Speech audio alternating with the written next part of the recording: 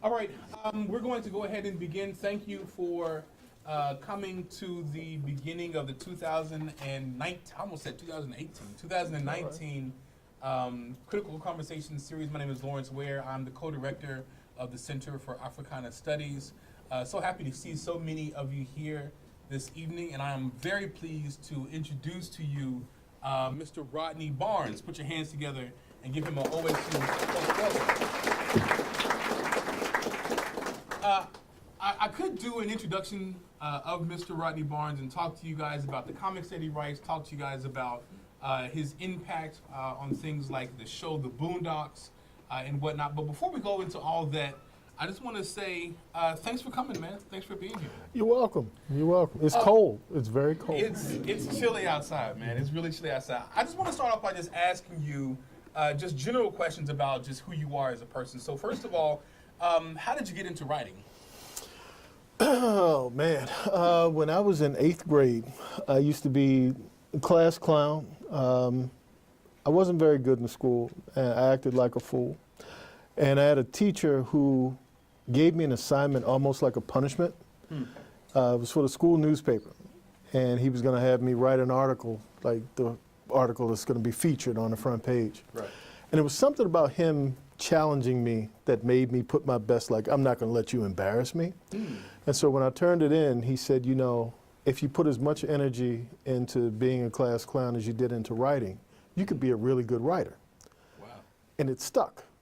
And so in the back of my mind, I thought writer. And this is you in 8th grade? It was in 8th grade. And I always had a relationship with words, with reading, with comic books, with literature. Love movies, love TV, and sort of built that relationship. It wasn't school, but it became something that was, I'm an only child. So I spent a lot of time with TV and movies and books and art and stuff. Yeah, I know what you mean. And so it builds an emotional connection that I think has served me to this day. So before I even got to school, I sort of kind of knew how to do it rhythmically. Like I'd seen enough stuff, and because I'm big, nobody ever carded me going into movies I shouldn't have seen. So I walked into R-rated movies, and I walked into stuff like, I remember seeing Taxi Driver as a child. As a child? As a child. How old were you when you saw Taxi Driver? Maybe 7, 8. 7 or 8 when you saw Taxi Driver? My mother went out. Killing people? Yes. Oh my God. My mother, there was no supervision. And they would do this thing where they'd have Disney movies in the morning and then adult movies at night. Okay. And no one came in to do a sweep of the children. So I would just stay. And so I saw a bunch of movies, the John Carpenter movies, The Fog and Escape from New York. What age were you watching The Fog? Still, like in the single digits and early in this, in my life. So The Exorcist, I remember seeing The Exorcist. I had to see The Exorcist, and I'm a child. Yeah, man. And so all of these movies sort of created this, a love for New York and Martin Scorsese and Paul Schrader. I knew who Paul Schrader was before I was 12 years old.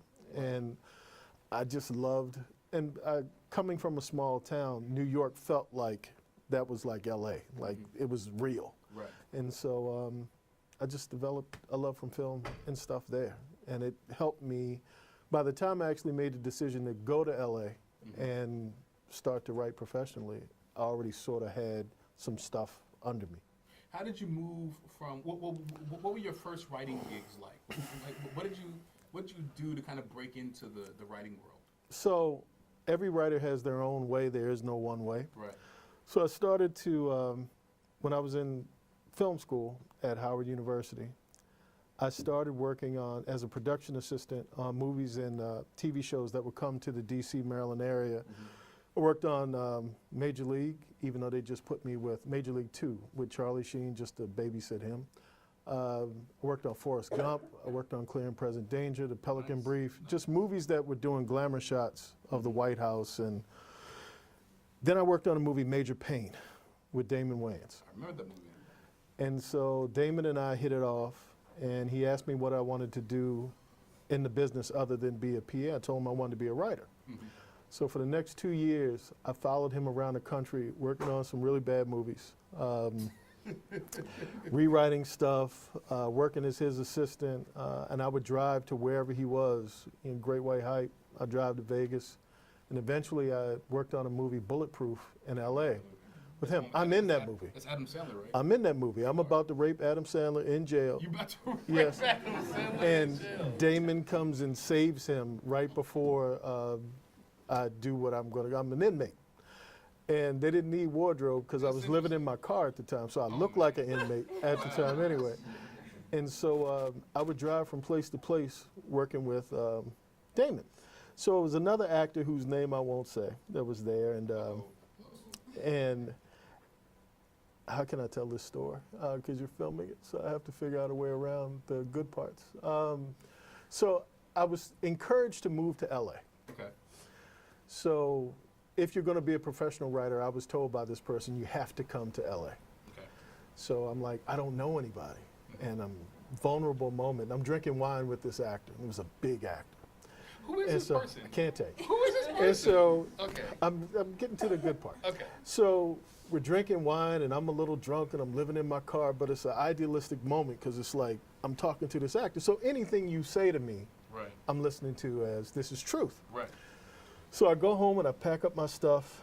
I'm going to move to LA. And when you get to Barstow, right on the border of LA, they have this agricultural check-in center where in case you bring in stray fruit, I don't even know what it's for. Right. But when you get on the other side of it, there's a Welcome to California sign. Mm. So when I see that sign, I'm like, I'm a California resident. This is real now. Right. And I hadn't left Maryland like my whole, I must have been 25, 26 years old. And so I called this actor who had promised me to take care of me, and he blocked my number out of his phone. Wow. So I ended up living in my car for a year. For a year. For a year. And my first job in LA was on Blade as a PA. That was my movie first, Blade? the movie Blade. I was a PA on that movie. Have you been on every black movie? Like, Not every black movie, a lot of black gracious. movies. That's the way. Black movies kept me going for a long time. And so that was my first feature in LA for like 5 months. And then I jumped around. I worked on the Green Mile. And I had an epiphany on the Green Mile. I was Michael Clark Duncan's stand-in, even though we looked nothing alike. And because I wanted to meet Stephen King, who's my favorite writer. And the ADs on the movie, Bob Huberman and Frank Darabont, hired me because it's another story. So I was working on a movie, Stigmata, as with Gabriel Byrne as a. it's not a very good movie. It wasn't. It wasn't. Nia Long was in it, but that's the only good part about it. So. She's beautiful. Yeah, she was beautiful then too, but the movie didn't help. So the transportation coordinator was working on the Green Mile, and I found out that he was working on the Green Mile. So I said, you got to get me in. You got to help me somehow get a job on this movie because I want to meet Stephen King. Right. And so he said, I've got a 1939 paddy wagon that I've got to take to Darabont's house. Since you're the size of the guy, you get in back of the paddy wagon. We'll drive up. You jump out. And he'll be able to have like a big black man jump out that'll look like the black man in the Green Mile. Right. So the thing about paddy wagons in 1939, they don't have air conditioning or shock absorbers. So I looked like an inmate by the time I got to this house. And when I jumped out, it scared the hell out of these white men, these nice white men who were waiting just to see a paddy wagon. They weren't waiting to see me. Right. But after they calmed down, I was able to explain how badly I wanted to meet Stephen and work on a movie, how much I loved the book, blah, blah, blah. And they gave me a job as a stand-in before they actually cast the movie. So I got to see from the beginning to the end the movie. Right. And I sort of had an epiphany. I don't know how many of you have seen the movie The Green Mile, but there was a scene where Tom Hanks is picking up a dead mouse and handing him to the character. And I did the off-camera work because Michael was in the trailer. Okay. And he was so convincing in rehearsals that I sort of had an epiphany that even in rehearsal, he was so committed to that character and that role. And he was more committed to being that character than I was to being a writer. Wow. And from that moment, I sort of started to take it seriously. For a minute when I was in Hollywood, I was happy to just have jobs, be on movie sets, Right. to do that thing. And one day I'll get to this whole writing thing. But it was right in that moment when you're around people who are completely committed to their craft that you either decide you're going to be or you're not going to be. and I decided I was going to be. And a year and a half later, I got my first gig on My Wife and Kids as the Damon Wayans. The Damon Wayans sitcom. Sitcom. Right. But it took, I think as a professional, there's an emotional bridge that you have to build to your work where you're just absolutely committed to being the best that you can, to finding your voice. I don't think Hollywood hires writers. I think Hollywood hires voices. And each of us, if you think about guys like Jordan Peele, Right. I had a pilot with Jordan at Comedy Central. And so one day we were talking about our pilot, and he said, we got on this conversation about this idea he had about a horror movie.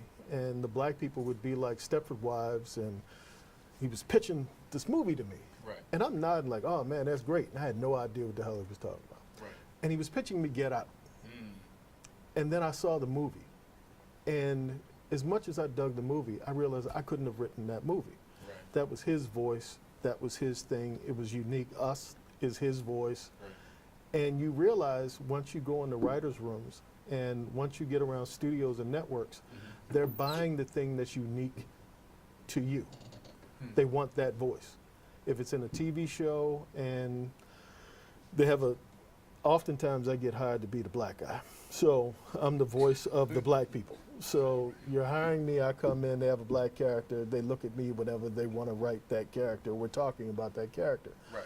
And so for me, it's not so much the blackness as much as it is the point of view of the character.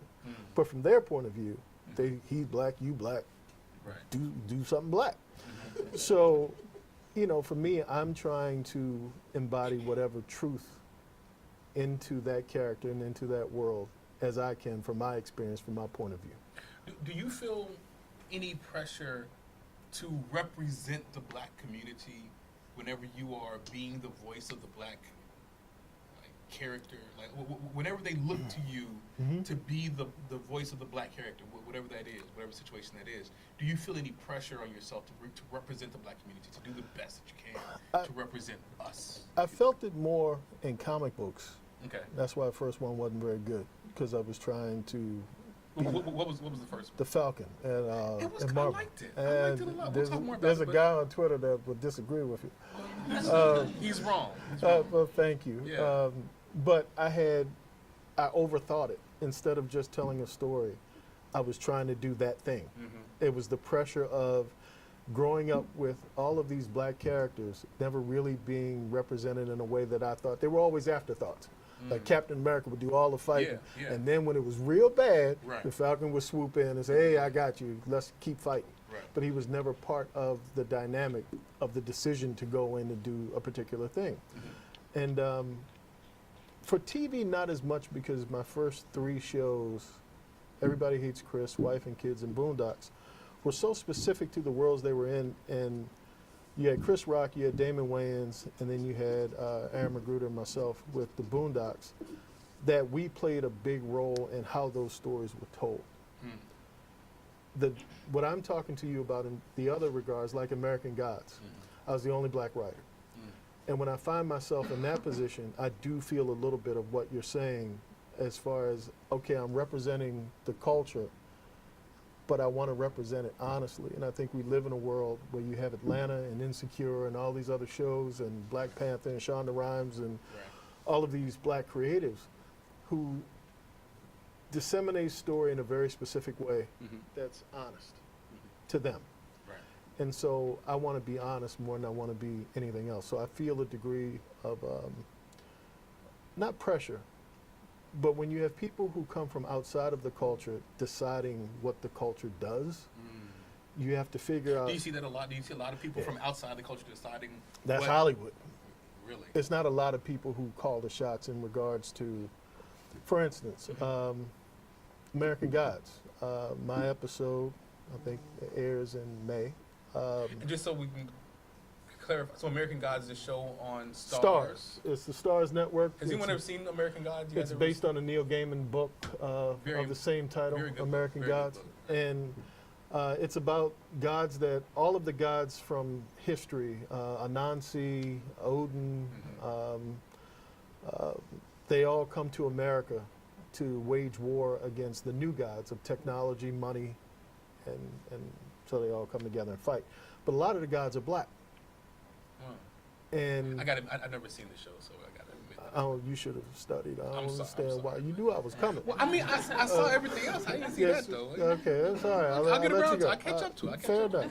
You had nothing to do. You're in Oklahoma. so it's cold. It's so, cold. Yeah, It's cold. that's all right. I'll catch up. I'll catch up. It's all right. But when I was talking about when we had my episode, the black episode, I call it the color purple of American Gods because everything in it is black.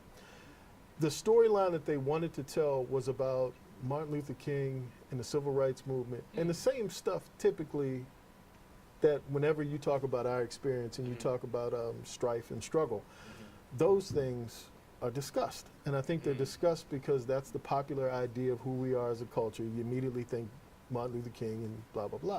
Right. And I wanted to talk about something different. I wanted to talk about anger. I wanted to talk about the pathology of race and what it's done to us psychologically and how we deal with each other. Right. And I think the best of the Boondocks was talking about us interpersonally. It was like an intimate conversation with us, about us. Right. And they would say, yeah, that's cool, but they didn't understand the words because they don't have a reference point to it.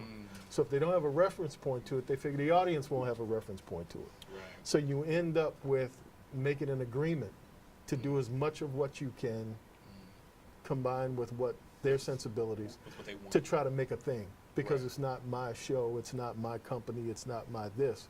So it's always like a deal you make. And there's give and take on both sides of that. No, it's mostly take. It's not a whole lot of give, but you learn over time to tell your truth, but you have to do it in as gentle a way as possible. So you're in LA, Yep. and there is this show called Everybody Hates Chris. Has anyone ever seen the show Everybody Hates Chris? A lot of people have seen that show. Talk to me about how you got involved with that show. I was working on My Wife and Kids, and we got canceled. And I never thought we'd get canceled. Thanks. We got canceled. And so you need another show. How many seasons did Six. I think we did six 6 seasons years? of Oh, My wow. Wife and Kids. Wow. And then Damon Wayans knew Chris Rock. Okay.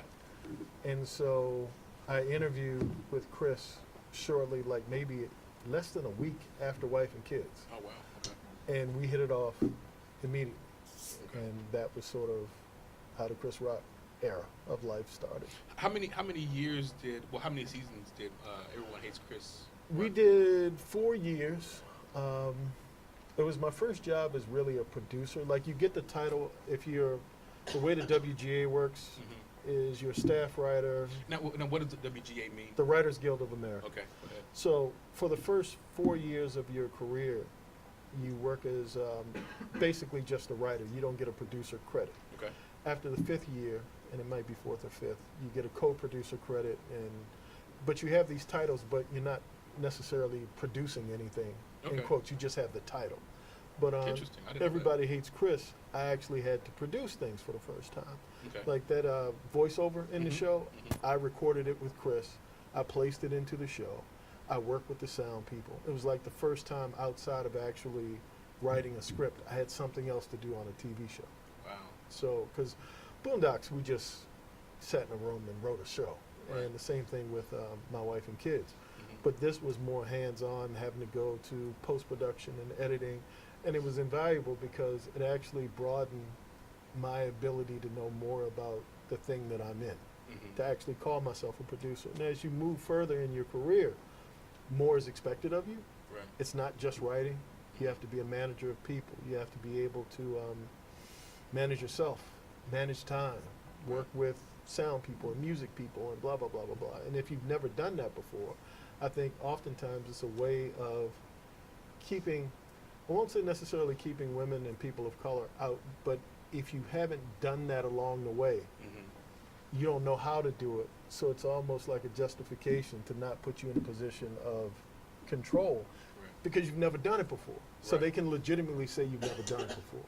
So it stands to reason that the earlier you can get into the business and the process of being in whatever realm of this that you want to be in, to learn as much as you possibly can. So once Everybody Hates Chris is over, that's 4 years. Mm-hmm. I believe Boondocks. I did Boondocks at the same time I did Wife and Kids and Everybody Hates Chris. That was over. That was my second job. Okay, so which was the primary job? Was Everybody Hates Chris the primary job? Was Boondocks? They were was all primary? the same thing. I Okay, would so- get off from the great thing about Wife and Kids was by the time I became a voice on the show, like for a long time, I was just a guy over in the corner that I hope nobody asked me a question because I didn't Right. want to talk. But by the time I evolved into actually being a part of the show, we were getting off at 2 and 3 in the afternoon. Okay. So we start at 10, get off 2 or 3, and I would drive right to Aaron Magruder's apartment, and we'd sit and we'd work on the Boondocks.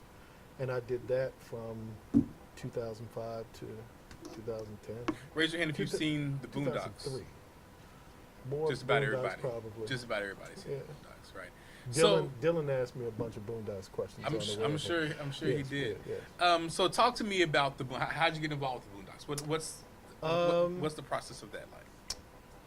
Aaron Magruder was looking to work with someone because he had done the comic strip in the newspaper, Right. and he was trying to get the show on TV. Mm-hmm. And we had a mutual friend, and he put us together, and we started working together and hit it off. And our sensibilities, comedically, politically, we just hit it off. Mm-hmm. And the voice of what he wanted the show to be, and ultimately what I do, they kind of meshed Okay. well. And that was basically. So you two were the ones who kind of made it happen. Wrote the pilot. Okay. He made it happen. Okay. You know, he set the deal. It's his show. Right. But as far as the writing that I was involved in, Mhm. it was he and I. I worked on, I think, virtually every episode of season 1, most of season 2, a little of season 3, and not much of season 4. Right. So, but we agreed to say that season 4 didn't exist.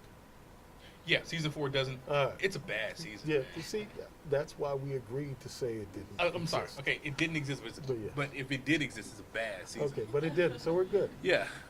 So I want to talk to you because season 1 is really for me the high point of the Boondocks. I think that's season 1 and 2 really season 1 and 2 are really good. But for me, the best episode that you guys ever did is an episode entitled "Return of the King." Really, really well known episode. It won a Peabody. Talk to me about that episode. How that where'd that come from? Aaron had an idea. He wanted to do an episode about Dr. King Mm-hmm. returning from the past and what he would look at the world today as being. Mm-hmm. And everything we talked about was in regards to that. It was his idea. It was his idea. It was Right. just mostly, his genius, his perspective on politics. I think that the strength of the Boondocks, if you think about the R. Kelly episode, you think about Dr. King. We're getting to that because The- R. Kelly's in the news He is. again. Yeah. The BET episodes, which were banned in America, those were, to me, my favorite episodes because they split the difference in the attitude of the culture. Like, there's an aspect of black culture that thinks this way, and there's an aspect that thinks that way. Mm-hmm. So anytime you have those types of episodes, you can have a conversation from two different points of view, Mm-hmm. and both are passionate in what they believe in. Right. Like the R. Kelly, the people who love R. Kelly. To this day, there are people who are stepping in the name of love, as we're speaking right now. Oh gosh, of I hope they're not. Black barbecue, they are. I promise you, they Oh, are. R. man. Kelly's sales went through the roof after I the know, documentary I aired. know, Yeah, I he's know. number 14 on the charts right now. Is he really? Yeah, that Oh, was an man. article I was reading before I got on the plane. Jeez. And then there are people who feel, like he's a predator. So it's like those two sensibilities battle Right. each other. Mhm. So they're perfect fodder to create a story around, especially when you're doing satire. Because it speaks, I think, to a bigger idea of what the culture is, Mhm. and how we all don't see things from the same point of view. And any of those entry points make for not only comedy, but comedy that has something under it. It's not just about the joke. Mhm. It's about something else. How do you know when you have a funny idea? Like how do you know that this idea that I have is gonna kill? Right? I don't. Like so like with the R. Kelly episode, with the MLK episode with these great iconic. Like, how do you know that it's gonna work? Like, what's the process of taking a joke from an idea and putting it on screen? What's that process like? I think it's intuitive. For the R. Kelly episode, I remember driving on the 101, and I heard "Step in the Name of Love," and this was right after that tape had come out of him, that infamous. I don't know what you're tape. talking about. I don't know All the right, tape. there you go. Yeah. And the song is on, and I was thinking, what if R. Kelly was on trial in Woodcrest? Mm. And then the next time I saw, and we had a conversation about it, he's like, yeah, that works. I think when you find something, there's certain, Dr. Cosby, I worked for Dr. Cosby before Bill Cosby. Bill Cosby. You got to call him Dr. Cosby. When you work for certain people, work for Tyler Perry, he likes to be called Mr. Perry. Does he really? Yes. And for... You can't call him Tyler? I can't. I'm sure somebody can. Oprah can, but I can't.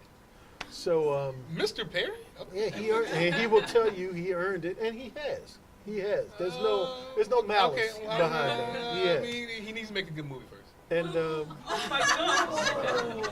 God, you see that red camera? I see the red camera. I said it. Diary of a Mad Black Woman is so underrated. It's I'm sorry. I'm not here to talk about. You keep going. You know. That's fine. Go ahead. So he does not make good movies. Keep going. So Dr. Cosby, you know, he certainly would create, in my opinion, he would make a Boondocks episode. You know, because they're people who feel like, you know, he was trapped in a set of circumstances, and there are people who see him as a predator. And I don't know if you can make that episode these days, man. I don't know if you could politically, I don't know if you could. but in 03, 04, yes, you could. That would be, I would stay up all night long. But you can't in 2018. The internets will come for you, bro. Twitter will come for you. Black Twitter would roast the hell out of you. There was no Black Twitter. There was no Black Twitter then. Yeah.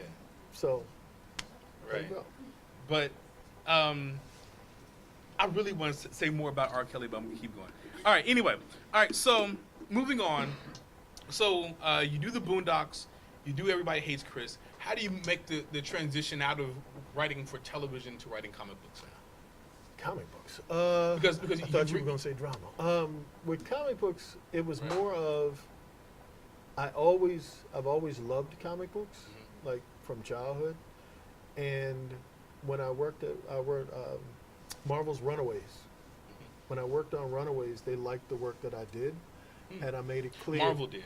Marvel did. Okay. And so Marvel Publishing and Marvel TV and Marvel Movies, they're all different companies. Okay. Even though they're under the same banner and they're all owned by Walt Disney. Right. They're different, complete different arms. Interesting. And so I wanted to write comic books, and comic books, like commercials, it's a tough entry point. It has its own culture. It's a very small, tight-knit world. Right. And I just was like, I want to write comic books. And the executive producer of Runaways called Marvel Publishing on my behalf. Oh, wow. And said, here, we got this guy, and he wants to write comic books, and give him a shot. They gave me a shot. So talk to me about the process of writing Falcon. What's that? Because it was a really good. Want to hurt my feelings? No, I don't want to hurt your feelings, man. I think it was a really good comic. I think it was. It seemed like around episode 4 or 5. Issue 4 or 5. That's when I found. That's when you started finding your legs. Yeah. And then, but by that time, they canceled it, right? 8 was when it was canceled. It was only supposed to go to 10. Okay. Yeah. So talk to me about the process of writing Falcon. Like, just how did you? Because writing for comic books, I imagine, would be substantially different than writing for television, than writing anything else. It just seems like it would be very, very different. It was the only thing. It was the only form of storytelling I didn't have formal training in on any level. And no one tells you. No one comes and says, oh, this is right or this is wrong or whatever. The boundaries are only language and what you do with these established characters.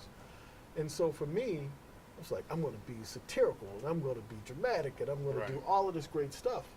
And some of the parts don't work well at all. Some of them I think do, like you said, around 4. 4 is my favorite issue. Yeah. Because still to this day. 4 is where you kind of figured it out, it seems like. But 1, 2, and 3 sort of, the readers, by the time you get to 3, they've decided whether or not they're going to stick with you or not. And much like TV, TV is more of a relationship. You're asking someone to come back every week and to follow you on a journey. Right. Like a movie is a one-off. You like the movie, you don't like the movie, Right. you never I have to got see your it money though again. because you saw it. Got Right. your money. Right. It's over. But comic books like TV, I'm asking you to come back month after month after month, not even after a week. Right. A month later, Mm-hmm. I want you to read another installment of this character's adventures and this journey Right. that I'm asking you to make this commitment to. And so I'm not thinking that way. I'm thinking like I'm writing something and I'm trying to tell this great story, not taking into consideration the history, everything that's around it, the politics of black comics, all the other stuff that I really hadn't been a part of for almost a decade. And comic books change, they evolve, Right, they do. like anything. And so my last love affair with comic books, like when I was regularly every Wednesday buying comics, was Alan Moore, Frank Miller, Mm-hmm. you know, that stuff. Right. And now you've got a whole different generation of reader. Mm-hmm. You've got Twitter where people can tell you they hate you, and you got to be able to take it. Right. And you know, that took those three issues to learn. Oh man, this isn't just this; it's all of this, which I Right. should have known, but I didn't pay attention. Right. So you wanted me to ask you about the drama part. So moving from writing comedy to writing drama, what's that transition like? What's it like writing drama now? Because that's what you do now with Yeah. so many of the things that you're working on. I think the reason I wanted to talk about it is that it's show business. It's not just what you learn being a writer. Mm-hmm. And oftentimes, the easiest entry point, oftentimes, as a black writer is comedy. Okay. That's where you have the most of. You look at the ancillary cable, Aspire, Bounce, Mm-hmm. those other networks. Mhm. You'll have mostly comedies, even if they're doing original content. Right. It's sitcoms. Okay. So that's the easiest way to get a job coming out of not having a job, is getting in that way. I think with drama, it opens up different voices and it opens up another revenue stream, not only of in the form of storytelling, but also if you're trying to have a career that lasts. How many black sitcoms are there at any one time on network TV? 3 maybe max. You got 80,000 black writers. Right. So they're typically not going to hire you on Modern Family. They might one or two, maybe. Right.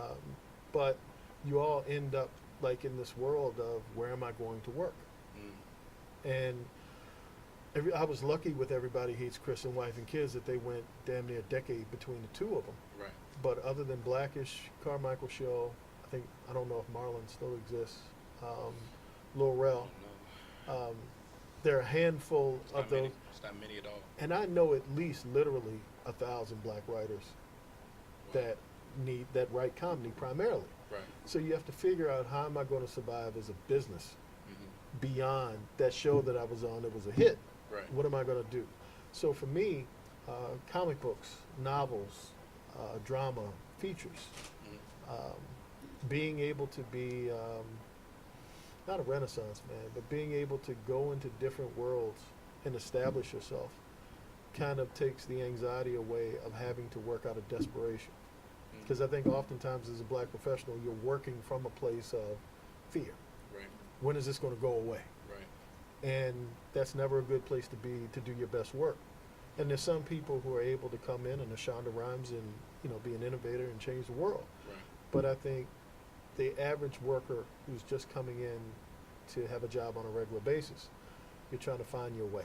Right. And to me, the holy grail is content. If you make content, you create content.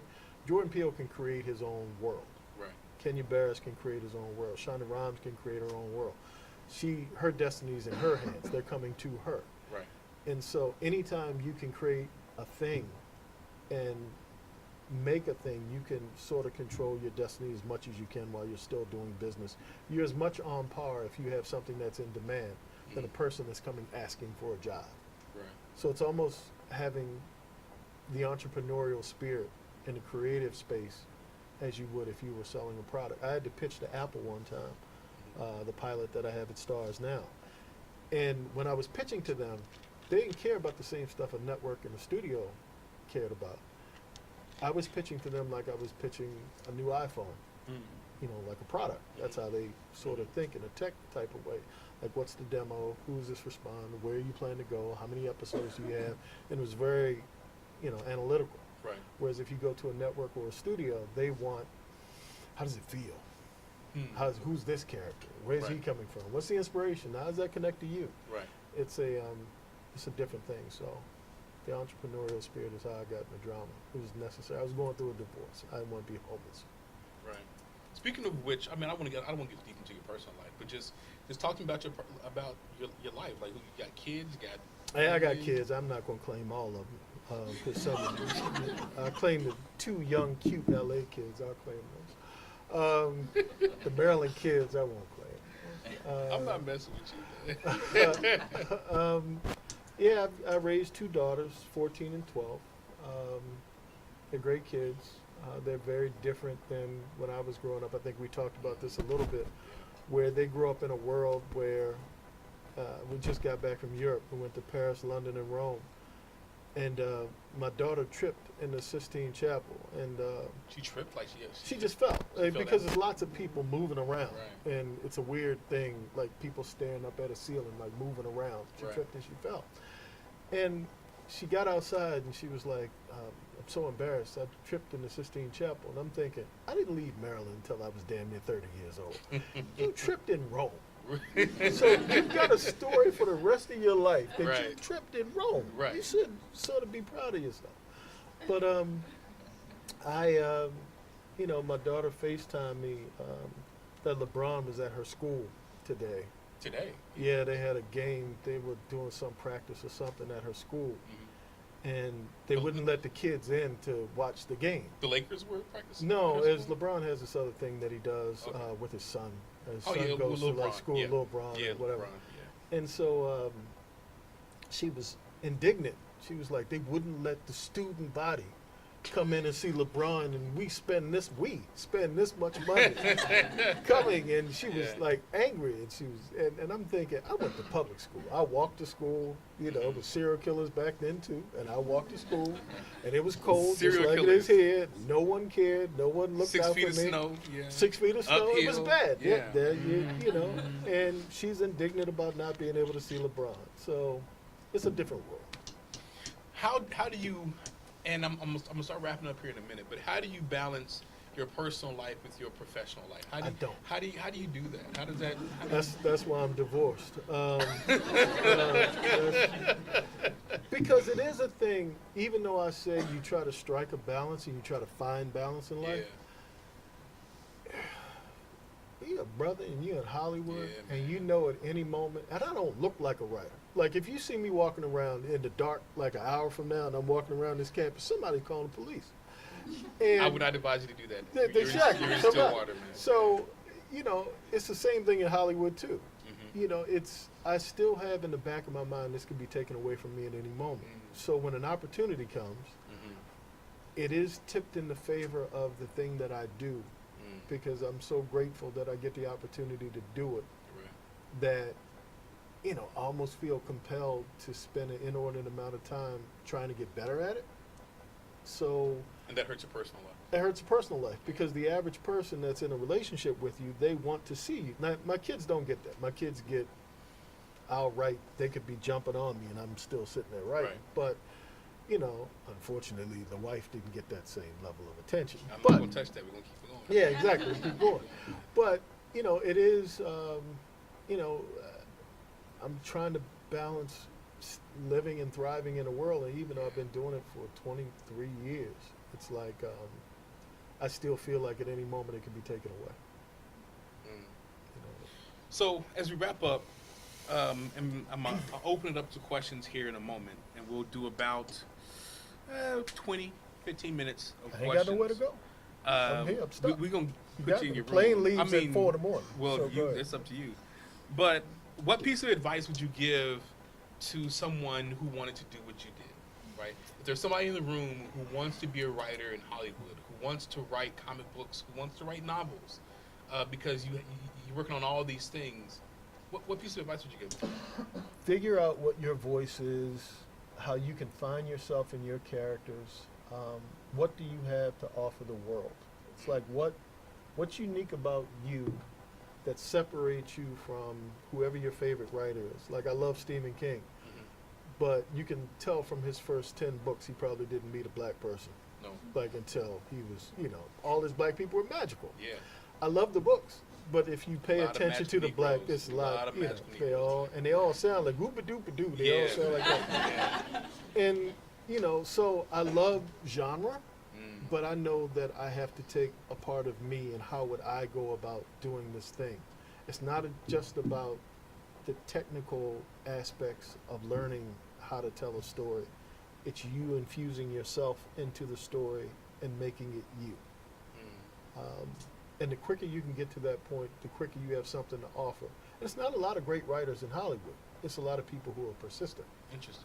It's a lot of people who, like, I was telling somebody not long ago, it takes 8 or 9 drafts before, when I'm writing something, before it starts to get good. Starts to get good. Starts to get. The pilot that I have at Starz, I did 136 drafts Jesus on. Christ. And some of that was HBO. They kept changing the concept and what they wanted it to be. And even now, it's still changing more because of the way Starz tell stories. Every network tells their story in the way that they tell a story. But you have to be patient with yourself. But the more you know yourself, the more you're able to be gentle and patient with that voice. Right. Because you know what you're doing. Like, think Atlanta. A show like Atlanta couldn't have existed a decade ago. We just didn't have that space. But it's the same way I was talking about Jordan. You look at Donald Glover, that's him. Right. There's a quirky sensibility that's uniquely him. That's way different than what I do. But it's entertaining for what it is. Right. So the more you can do that thing relative to you as a human being, the more valuable I think you become. And the hard thing is, schools, society, structures tell you to do it a particular way. Just do this, Right. which speaks directly in opposition to what I just said. But when I look at the people who are successful in this, they told their story. And my manager would tell me all the time, Kenya Barris and I have the same manager. And Kenya told the story, Blackish was his life. He's telling the story of his life, which is radically different from my life. Right. And I was trying to figure out my first pitches post Everybody Hates Chris and Wife and Kids were really different versions of Wife and Kids and Everybody Hates Chris or Right. Boondocks. Right. It's like I was selling a different version of that thing. Right. And none of them worked. I get a pilot set up, I get a this, but there was no oomph behind it and there was no passion, that extra degree of passion, because I'm really just mimicking what somebody else did. And only now am I starting to get traction because I'm speaking to me. I'm speaking about things that matter to me, things that I care about. Right. And I think when you're writing about things that you care about, you put a little extra into it because it's you. It feels like the thing that you're creating is an aspect of you and not just an assignment. And so along those lines, in 2019, now it seems like you're working on a lot of things, man. So you got American Gods going on. You said you sold a pilot to Starz. You were developing a show. So what are you working on? What are you working on right now? Right now, I'm co-executive producer of Wu-Tang, an American saga. Every time I say Wu-Tang, I feel crazy. There's something about saying Wu-Tang at this age. Right. And so It's about the Wu-Tang Clan. And is that a show that's coming on Hulu. Hulu? Okay. Hulu in September or October, I believe. Very nice. It's basically the formation of the Wu-Tang. Y'all know who the Wu-Tang Clan is? All right, cool. They better know who the Wu-Tang So Clan is. some don't, They better know. So it's about the formation of them before they became stars and going on this journey from just being little brothers in the hood to wanting to having a dream. And then American Gods airs March 19th or 10th, I believe. And then season 2 of American Gods. Season 2 of American Gods. Right. I'll watch season 1 before then, I promise. I don't believe you. Once I leave here, I think you're done with me. No, I promise I'm going to watch it, man. I've got 3 movies in development. 3 movies. Yeah. Other TV, bunch of other things, bunch of stuff, comic books. Right. It's if I wanted to, I could work every single day. in just 24 hours a day and just work. But of Which is a course- dream come true. But of course, you have kids, and so you're going to be spending time with the kids as much as possible. Take them to Kinda. the Sistine Chapel, If they end helping up, them to trip. if they end up like in jail, Right, I can at least say they'll be the smartest ones in jail because they went to a good school. right. But they won't have any substance because their father was too busy writing scores. So, Hopefully, hopefully things not. will work out better. All right, I'm now going to open it up to questions. You guys have 15 minutes to ask questions. So, any questions? You.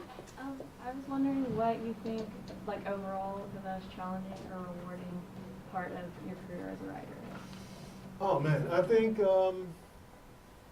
when I work on shows like American Gods, and it's so layered and it's so dense. I'm speaking to mythology, I'm speaking to culture, I'm speaking to a lot of big ideas, things I never thought I would ever be, worlds I never thought I'd be able to play in. That's the best part. I think the struggle of still not completely being understood. Like, say you have a great idea and you're talking to people who, I won't say don't have imaginations, but certainly don't understand you and your culture and where you're coming from.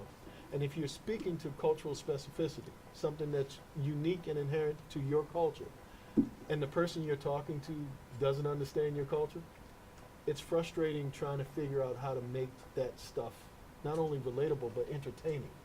Because at the end of the day, I don't think Hollywood operates from a moral base of we're just trying to do the right thing. We're trying to make money. So you have to figure out a way to take what's in your heart and to make it into something that you can package and sell. That's tough to do both of those things. So that's the yin and the yang of doing this for me. Thank You're you. welcome. Thank you. Yes. In the back, what you got, man? So when it comes to processing characters, creating a character and casting a character, how does that approach for you? Because you could have some great characters. I think if you're talking about cast as far as from the physical casting part, like how do you have a voice and how do you put an actor with that voice?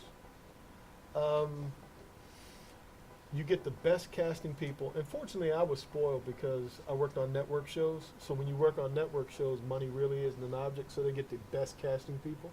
So when you're writing characters or you're thinking up someone new, or there was this guy, Calvin, on My Wife and Kids. He was supposed to be the father of the girl that Damon's son was dating. And he was big and scary and whatever. And I knew this guy that I'd gone to school with who was playing football at the time, and I pitched him. But they sent in every big black man along the way that could act to be that part. And you have to basically take all of those auditions and whittle it down to the person who you feel speaks to that role the best. And it can be a fun process, except if somebody's audition is bad and you know it's bad and they don't know it's bad, and you just kind of look down because you just want it to end because you feel bad for them. But when you find the ones that work, it's like the greatest feeling in the world when your words and your thoughts translate to someone who's bringing them to life. It's beautiful. Did the guy that you pitched, did you give it to him or? Yeah, they gave it to him like as a favor to me. He was horrible, and probably why we got canceled to this day. But and he'll say it's him. He was Terry Tate, the office linebacker. He was the guy that would tackle people for Reebok. Yeah. Lester Spate. I say his name on tape. He can't beat me at this point. So, but he was the guy that played Damon's nemesis. And that was the final season, wasn't it? That was the last two, I think.